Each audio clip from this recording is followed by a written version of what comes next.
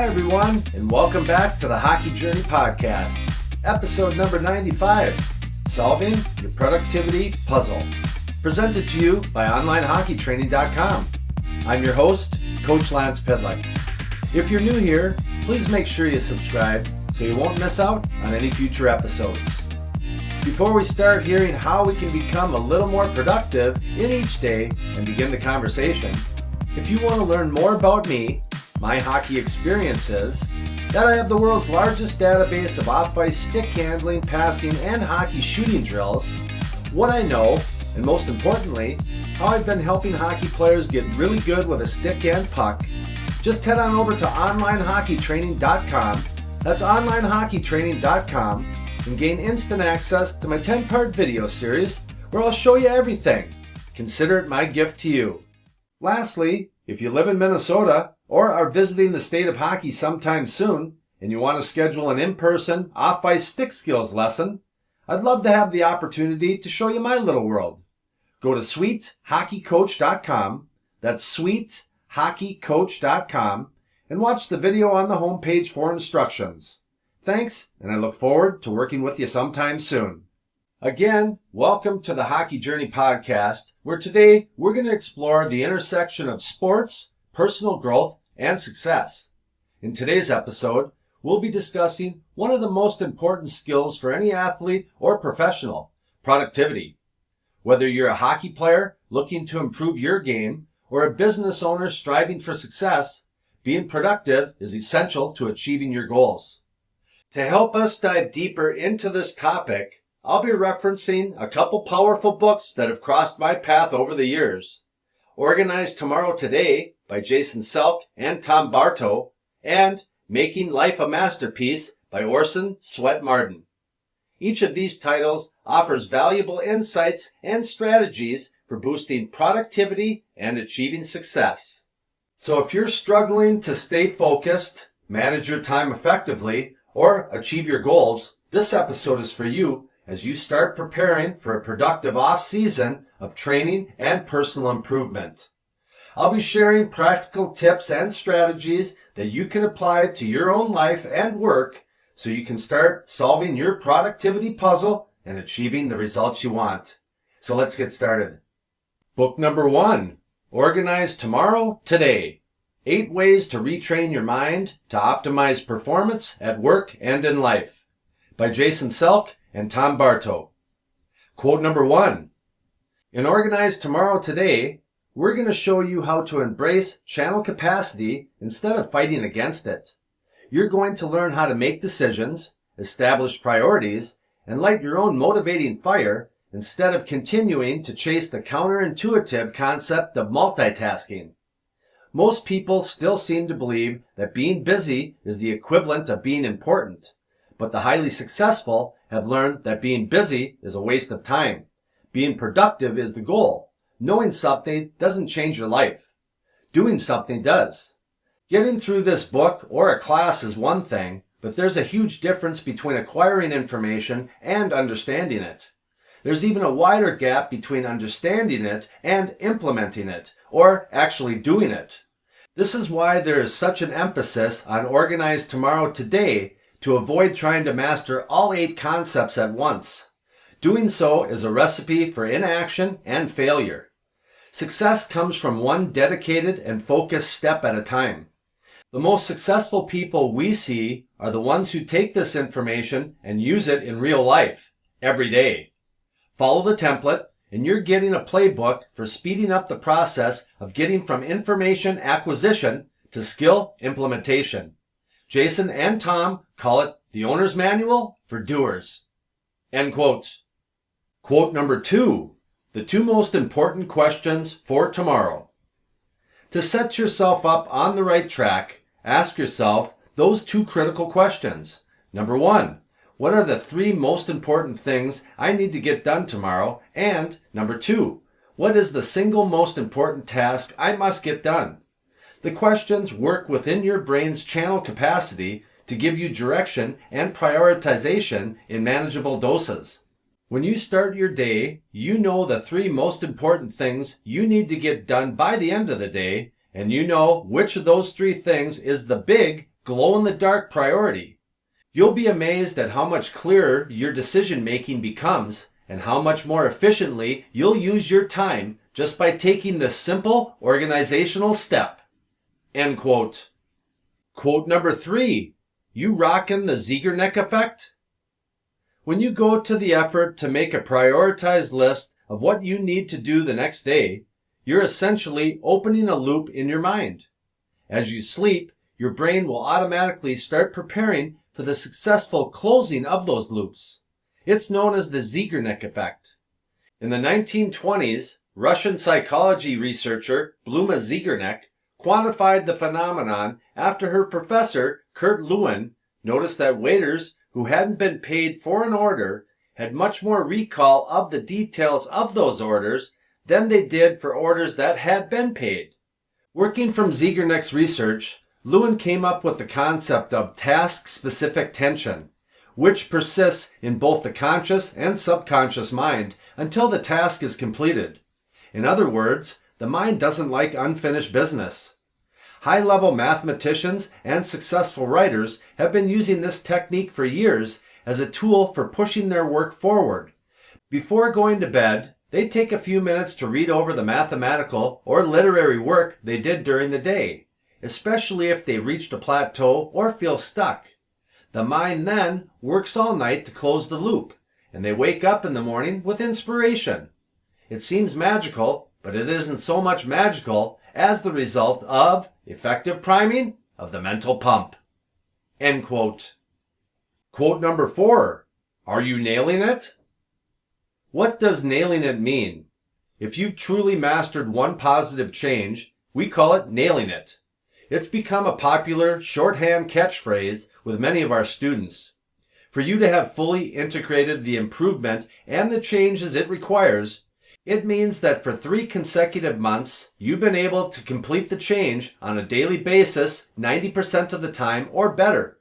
Whatever improvement you choose, whether it's organizing tomorrow today or committing to doing the mental workout, you need to be able to do it 9 out of 10 days for 3 months straight with no excuses. If you can't do it, it means you need to increase your discipline or commitment to a smaller level of intensity. Get started by proving to yourself that you can nail it, even if it's a smaller commitment. You can always increase later on. An essential element of performance is for people to learn to trust themselves. When you prove 90% of the time that you can nail it, you can't help but grow your confidence and self-trust. End quote. Quote number 5. Fight-throughs equal the key to habit installation. This is the point where I can do this turns into this is harder than I thought, or is it really going to matter if I miss a day? To making it through to the 3rd phase when the habit becomes second nature. You need to be able to win 2 or 3 of these important fight-through battles with yourself. The amazing things that world-class athletes are able to accomplish are usually chalked up to freakability, and that certainly can be a factor. But a much bigger factor in those athletes reaching that level is the relentless ability to consistently win their fight-throughs. End quote. Quote number 6. Here's your new mental toughness workout. Your mind is a muscle just like your bicep. If you want your bicep to become stronger, you must complete bicep curls on a regular basis. The same holds true with your mind. If you want to become mentally tougher, you must complete mental workouts consistently. Muscle deterioration begins within 72 hours of your last workout. Just as this is the case with your bicep, it also holds true with your brain. The goal should be to never let 2 days go by without some type of physical activity, nor should you go 2 days without completing a mental workout. End quote. Quote number 7. How to be strong plus resilient. Strong, resilient people have what we call relentless solution focus, or RSF. If a person with a great RSF was in the same situation and lost that big client, he or she wouldn't be some kind of emotionless robot. The loss would sting. But the immediate, laser-sharp focus would be on finding the solution path and doing it in less than 60 seconds. We say solution path because many problems aren't solved with one lightning strike of an idea. Obviously, a solution is a process, and there are steps to that process. In RSF, your goal when presented with a problem is to identify one step within 60 seconds that you can take that will make the situation better, even if only by a small increment of improvement. RSF is not about finding the perfect solution, but rather about just identifying some kind of improvement. It's called the 1% solution, because any improvement whatsoever to the current situation is part of a solution. The +1 concept has been credited numerous times with making the previously deemed impossible actually possible. End quote. And quote number 8. Repetition, repetition, repetition, repetition. Repetition, repetition, repetition, repetition. Mastery only comes from effort and repetition. You wouldn't expect your 5-year-old to be able to tie her shoes the first time. In the words of Zen Master Suzuki, if you lose the spirit of repetition, your practice will become difficult. This was one of the absolute cornerstones of Coach Wooden's teaching. End quote. Book number 2, Making Life a Masterpiece by Orison Swett Marden. Quote number 1. No one can make the most of himself until he looks upon his life as a magnificent possibility, the material for a great masterpiece, to mar or spoil which would be a tragedy. Without such an ideal, without an ambition to live the life triumphant, the life worthwhile, that which will call out the largest, completest, superbest man or woman one is capable of being, there is no possibility of true success. End quote. Quote number 2, True Success. How few of us realize that true success, which is open to all, is not measured by the accomplishment of some great thing, that it does not consist of being wealthy, famous, or powerful, but that it is the crown of all who honestly, earnestly do their best and live the everyday simple life, with all that it involves in the practice of the commonplace duties of every day. It is by the exercise of the common, homely virtues, it is by trying to do everything one attempts to a complete finish, by trying to be scrupulously honest in every transaction, by always ringing true to our friendships, even by holding a helpful, accommodating attitude toward those about us, by trying to fulfill the best of our ability the obligation to be noble, to be loyal to our highest ideals. It is by such things as these that we make successful lives. End quote. Quote number 3, Human bulbs attached to the great universal current.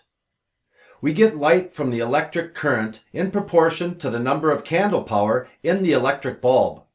The filament in a 4-power candle lamp cannot take off the light of a 16 candle power lamp. We are human bulbs attached to the great universal current of force and power, and the light which we give off depends on the candle power of our lamps. Many people go through life with a little dim 4-candle light, not because they lack power to generate a stronger light, but because they never learn how to express their power. Why be a candle when you can be an arc light? End quote. Quote number 4. You are the captain of your life's ship. What would become of a sea captain who, whenever he saw fog settling down on the waters or a storm coming up, would turn his ship around and sail back to the port he had left? You know he would lose his job and be branded as an incompetent and a coward. Every sea captain keeps his ship true to the compass, and he plows through fogs, storms, or hurricanes to his distant goal. You are the captain of your life ship, and it is up to you to bring it into port grandly. If you haven't the qualities of a good sea captain, your ship is in danger. Downright hard work, a purpose which never flags, a grit and nerve which never retreat, these are the qualities that make life victorious. End quote. Bonus quote number 5. Nobody ever drifted into anything desirable. It would be impossible for a ship to come into a certain port without a compass as it would be for a man or woman to make any headway on the sea of life without a purpose. Nobody ever drifts into anything desirable. To get the thing worthwhile, you must know where your goal lies, and you must make straight for it, past all the rocks and sandbars. End quote. Bonus quote number 6. Fresh minds plus first-class work. Many think that all great achievement depends upon unceasing industry, that if they keep everlastingly at it, if they are always at work, their accomplishment will be greater than if they work less and play more. There could not be a greater mistake. Clear, strong thinking springs from freshness and enthusiasm, and these qualities are not produced by strenuous driving methods. There is no greater delusion than that we accomplish more by working a great many hours each day, straining mind and body to the limit of endurance, than by working fewer hours with less straining, less fatigue, but with greater freshness and intensity. First-class work is impossible to brains exhausted by lack of recreation and sleep. End quote. Bonus quote number 7. Big little things.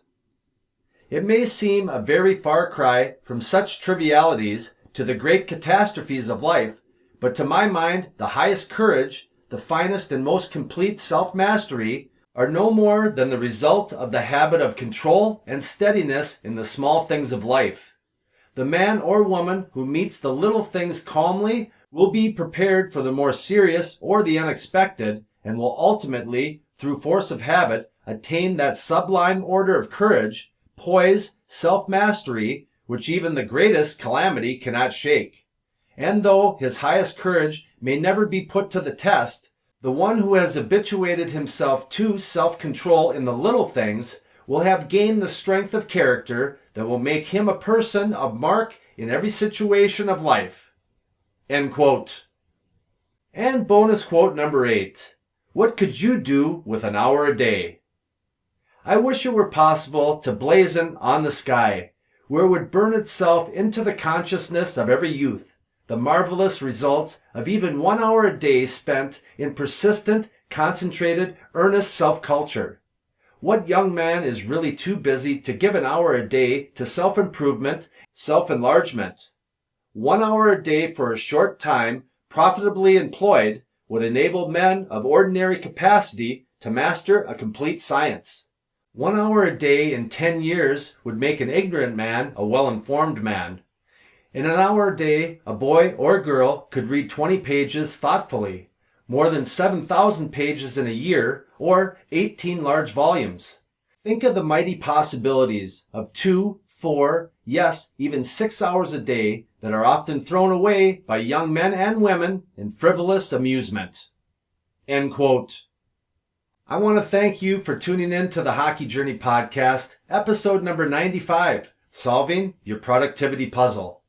Today we explored the intersection of sports, personal growth, and success, and discussed some valuable insights and strategies for boosting productivity and achieving success. Remember, productivity is not about being busy, but about being productive and achieving your goals. Well, that concludes another episode of the Hockey Journey Podcast. I can't thank you enough for stopping by and listening. I hope you enjoyed learning about ways to be more productive. Lastly, if you think there's someone in your circle of family and friends that might like this episode as well, please share it with just one person. It will really help me in growing this hockey community. Again, I appreciate you being here. Don't forget to subscribe, rate, or submit a review. I hope to see you back here soon, and do me a favor, make someone close to you smile today. All the best, my friends.